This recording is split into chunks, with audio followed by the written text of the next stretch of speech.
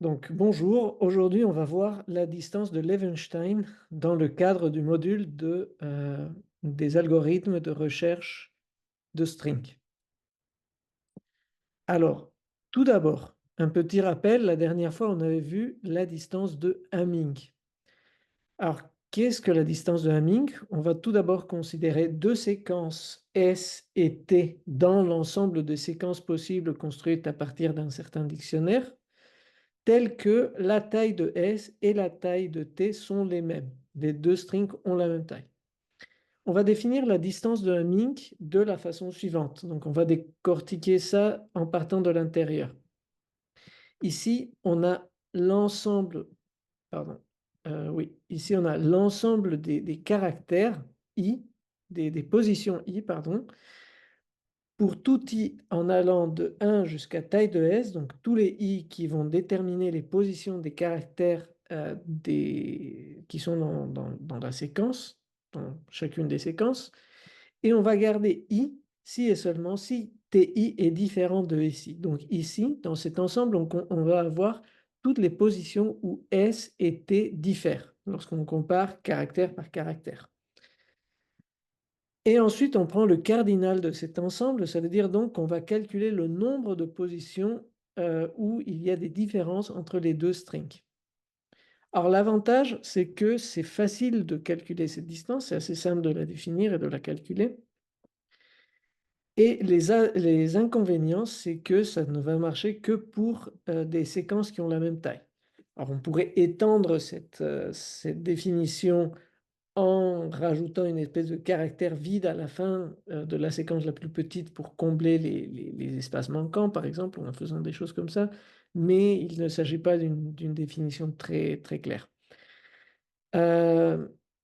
Un autre problème, c'est que cette mesure de distance-là ne va pas pouvoir refléter de manière très adaptée la différence la distance entre deux séquences. Pourquoi? Regardons le cas suivant. On a S, la séquence suivante, et on a T, la séquence suivante. Donc vous voyez, on n'a pas de grosse différence, on a juste une différence de caractère ici, une autre ici, et une autre ici. Voilà. Donc la distance ici, elle est égale à 3. Ça reflète bien la grande similarité qu'il y a entre les deux séquences. Considérons l'exemple suivant maintenant. On a S et T qui sont exactement les mêmes. La seule différence, c'est qu'on a un espace à la fin pour S et un espace au début pour T. Maintenant, si on calcule la distance de Hamming entre S et T, on va avoir une distance de 36, alors que foncièrement, S et T sont les mêmes. Il n'y a qu'un caractère qui diffère, qui passe du début à la fin. Donc la distance de Hamming, dans ce cas-là, n'est pas forcément très adaptée. C'est dans ce cadre-là qu'on va introduire la distance de Levenshtein. Cette distance-là a pour but de comparer des strings de tailles différentes.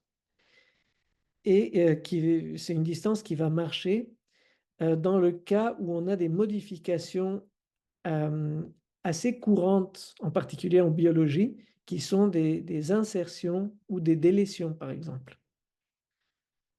Alors, on va essayer de définir cette distance-là de manière un peu plus formelle. Donc, on considère à nouveau nos deux séquences S et T. Et cette fois-ci, on autorise que la taille de S et la taille de T soient différentes. Maintenant, on va introduire cette notation-là. Donc, on a l'indicatrice de SI différente de TJ qui va valoir 1 lorsque SI est différent de TJ. Et va valoir sinon dans le cas contraire, c'est-à-dire dans lequel on a une égalité entre ces deux caractères-là.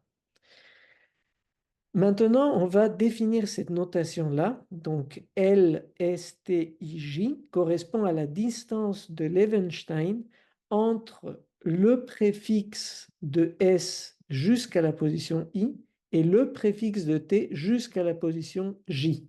Donc, si par exemple, j'ai la même notation et ici je mets 3,4, ça veut dire que je suis en train de comparer la sous-séquence qui va jusqu'à la position 3 de S à la sous-séquence qui va jusqu'à la position 5 de t. D'accord? Je compare ces deux sous-séquences et je donne leur distance de Levenshtein. Dans le cas où i, dans le cas où le minimum entre i et j vaut 0, alors quelle va être la distance de Levenshtein? On va considérer que c'est le max entre i et j, par définition. D'accord? Et dans le cas contraire, la distance de Levenshtein, elle va être donnée par cette petite formule qui va permettre de calculer toutes les distances de manière incrémentale. Donc, si on a, donc on cherche la distance de Levenshtein entre S et T, entre le préfixe de S jusqu'à la position I et de T jusqu'à la position J. Pour calculer cette distance-là, qu'est-ce qu'on fait? On va calculer le minimum, on va prendre le minimum de ces trois options-là. Donc, on va faire ces trois calculs et on va prendre celui qui minimise, qui a la plus petite valeur, en gros. Donc, quelles sont ces trois valeurs? La première valeur, c'est la distance de Levenshtein entre le préfixe de S qui va jusqu'à la position I-1 et pas I. D'accord? On va un cran avant, donc la sous-séquence est plus petite.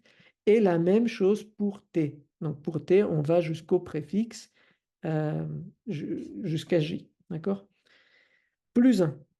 Alors qu'est-ce que reflète ce plus 1? Ça reflète le fait qu'on est en train d'insérer une insertion ou une délétion. D'accord? Qu'on fait matcher un caractère d'une des séquences à rien du tout dans l'autre. On a le cas symétrique, si vous voulez, donc I ici est resté tel quel, et ici on a J-1. Et on a un plus 1 également pour refléter cet indel.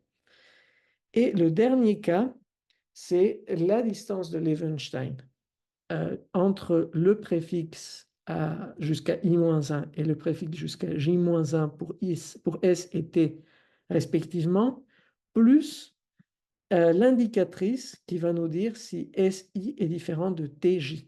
Donc ça va valoir 1 si les deux caractères sont différents, sinon 0. Une fois qu'on a calculé les trois, on prend le minimum et ça nous donne la distance de Levenshtein pour les préfixes jusqu'à I et les préfixes jusqu'à J de S et de T.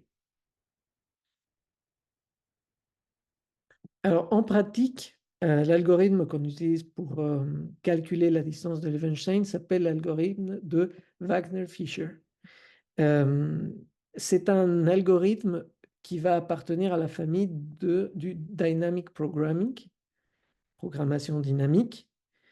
Et comment ça va marcher? On va calculer de manière itérative une matrice. On va venir remplir notre matrice avec les distances de Levenshtein qu'on va calculer au fur et à mesure entre tous les préfixes des deux strings. Et donc, l'élément de la matrice qui va se trouver en bas à droite va correspondre à la distance de Levenshtein. Voilà, c'est exactement ce qui est dit ici. La valeur à la ligne taille de S et à la colonne taille de T va stocker la valeur de la distance de Levenshtein.